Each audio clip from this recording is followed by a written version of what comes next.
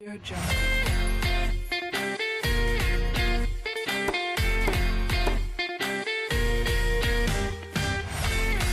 Audio Jungle.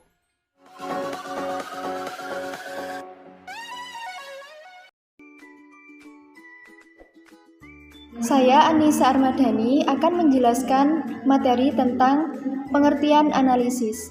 Analisis adalah kegiatan berpikir untuk menguraikan suatu keseluruhan menjadi komponen sehingga dapat mengenal tanda-tanda komponen, hubungannya satu sama lain, dan fungsi masing-masing dalam satu keseluruhan yang terpadu.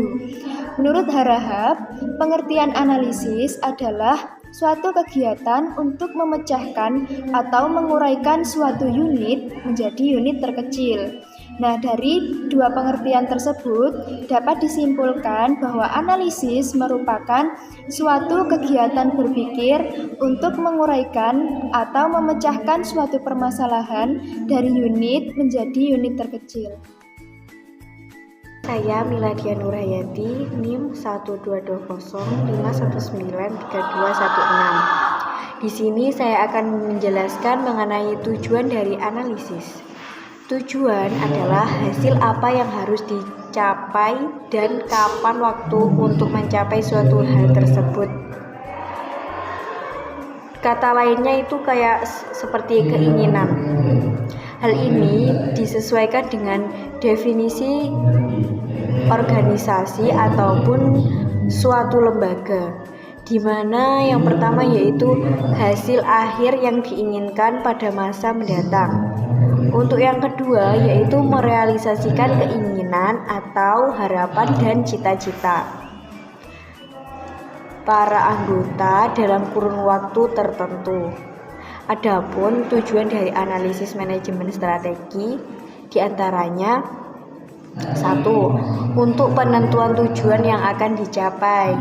2. Sebagai peluang strategi yang memberikan manfaat yang lebih besar. 3. Menjadikan faktor kunci sukses atau strategi untuk mendukung organisasi itu mencapai visi misi dan tujuan atau peluang strategi.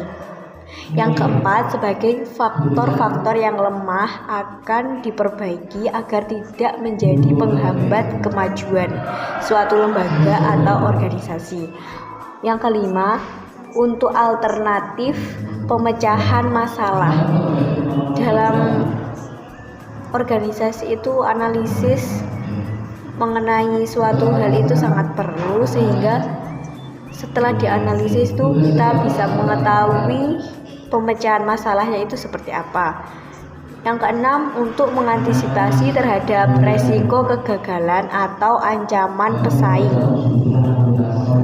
Yang ketujuh, untuk penyesuaian kebijakan atau keputusan rencana program dengan perubahan keadaan, terutama program kebutuhan keinginan publik. Yang kelima, menguji, mencocokkan atau menyesuaikan gagasan, pendapat, teori, konsep, prinsip-prinsip yang akan diterapkan dengan keadaan objektif organisasi. Dan yang kesembilan, sebagai peningkatan efisiensi penggunaan sumber daya. Yang terakhir yaitu untuk meningkatkan efektivitas kegiatan semua bidang manajemen. Selanjutnya akan dijelaskan oleh teman saya. Saya Tina Novatur Rahma, NIM 12205193227. Nah, di sini saya akan menerangkan tentang fungsi analisis. Fungsi analisis yang pertama yaitu membuat keputusan strategik. Di sini membuat keputusan strategik yaitu menggolkan ketetapan, yaitu seperti tujuan dan sasaran. Selanjutnya menetapkan tujuannya. Yang kedua, menyusun planning strategik. Menyusun planning strategi di sini yaitu menyusun siapa aja yang akan menjalankan dalam sistem strategi tersebut. Yang ketiga yaitu peninjauan atau evaluasi strategi.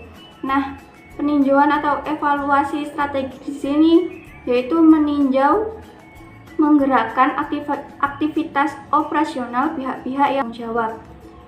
Nah, dalam pengelolaan pendidikan sendiri yaitu ada fungsi manajemen.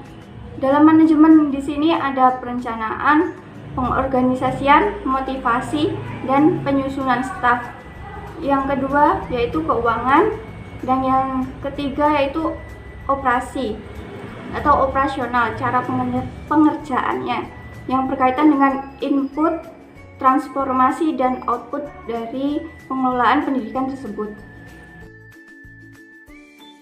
Saya Sylvia Dwi Aizia, NIM 12205193213. Di sini saya akan menyampaikan materi tentang macam-macam analisis. Jadi macam-macam analisis itu dibagi menjadi 3. Yang pertama adalah analisis lingkungan makro atau yang biasanya disebut dengan lingkungan eksternal, merupakan lingkungan yang secara tidak langsung mempengaruhi keputusan-keputusan strategi dalam suatu perusahaan atau organisasi, tentunya dalam jangka yang panjang. Lingkungan makro atau lingkungan eksternal ini dibagi lagi menjadi, secara umum dikategorikan menjadi 4. Yang pertama adalah ekonomi, teknologi, politik, dan sosial budaya, di mana 4 kategori tersebut akan terus berkembang dan berubah mengikuti zaman. Yang kedua adalah analisis lingkungan internal atau lingkungan dalam organisasi atau perusahaan, di mana setiap organisasi atau perusahaan perlu melakukan identifikasi dan evaluasi untuk mengetahui keunggulan yang ada dalam organisasi dan perusahaan tersebut untuk mengantisipasi peluang bisnis dan menyingkapi ancaman bisnis yang ada dengan cepat. Analisis lingkungan internal di sini, lingkungan dalam organisasi meliputi karyawan, pengajar, peserta didik, kepala sekolah, ketua yayasan, dan lain-lainnya. Yang ketiga adalah analisis SWOT.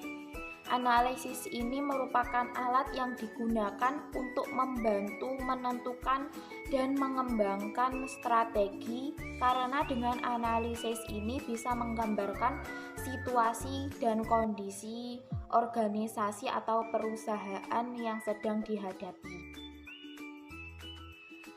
Dalam lembaga pendidikan, analisis SWOT ini digunakan untuk mengetahui peluang dan kekuatan, ancaman, dan kelemahan dalam upaya menyusun strategi untuk mencapai tujuan pendidikan.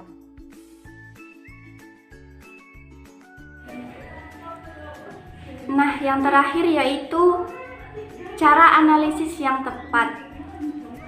Dalam memecahkan suatu masalah merupakan kewajiban dari semua anggota yang terlibat, terutama yaitu yang paling vital adalah pemimpin, karena seorang pemimpin merupakan seorang yang akan meneruskan dari hasil diskusi mereka. Makanya hal yang harus dilakukan seorang pemimpin yaitu 1. Harus mencari bukti dari masalah. Yang kedua yaitu membuat pernyataan tentang masalah tersebut. Yang ketiga yaitu menganalisis dampak dari masalah yang terjadi. Yang keempat yaitu